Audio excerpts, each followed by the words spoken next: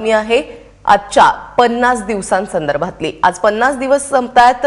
मोदींनी जी नोटबंदी केली होती त्याला 50 दिवस होतात आणि त्यानंतर काळा पैसा नष्ट करण्यामध्ये मोदी सरकार अपयशी ठरलेलं आहे का असा प्रश्न आता निर्माण झालेला आहे।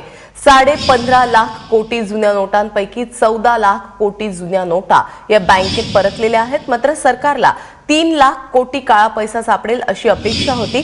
प्रत्यक्षात मात्र केवळ 1.5 लाख कोटीच काळा पैसा नष्ट करण्यात यश आलेलं आहे। त्यामुळे रिझर्व्ह बँकेला या सर्व पैशांची सरकारला भरपाई द्यावी लागणार आहे। त्यामुळे अनेकांनी बँकांच्या माध्यमातून काळ्याचं पांढरं केल्याचं आता ढळढळीत सत्य पुन्हा एकदा समोर आलंय। प्रशांत कदम आता आपल्याबरोबर आहे। प्रशांत, सरकारला अपेक्षित यश मिळालेलं नाही असं म्हणता येईल?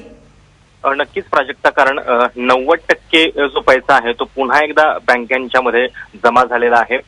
खरं तर याचं गणित असं आहे की जितका कमी पैसा बँकेमध्ये जमा होईल तितका काळ्या पैशावाल्यांचा पैसा बुडाला आणि त्याच्या बदल्यात आरबीआय जे आहे ते सरकारला डिव्हिडंड देऊ शकणार होतं। कारण म्हणजे समजा 15.5 लाख कोटीपैकी 3 लाख कोटी जर जमा नसते झाले तर इतका काळा पैसा जो आहे तो धनदांडग्यांचा बुडाला आणि त्याच्या बदल्यात मग आरबीआय सरकारला काही या माध्यमातून चलन पुरवठा करू शकला असतं।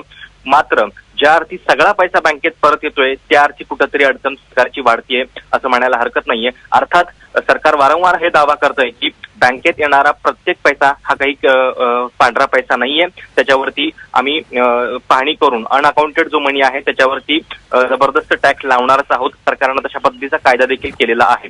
त्यामुळे आता जो बँकांमध्ये पैसा जमा झालेला आहे त्याच्यामधल्या ज्यांनी हेरफार केलेले आहेत त्यांना शोधून त्यांच्या पैशावरती सरकार किती टॅक्स लावणार आणि या टॅक्सच्या माध्यमातून सरकारकडे किती रक्कम गोळा होणार हा एवढा एकच उपाय सरकारकडे शिल्लक राहिलेला आहे।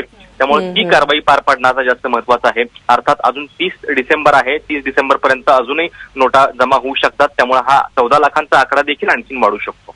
प्राजक्ता, प्रशांत, तुर्तास धन्यवाद या सगळ्या माहितीबद्दल।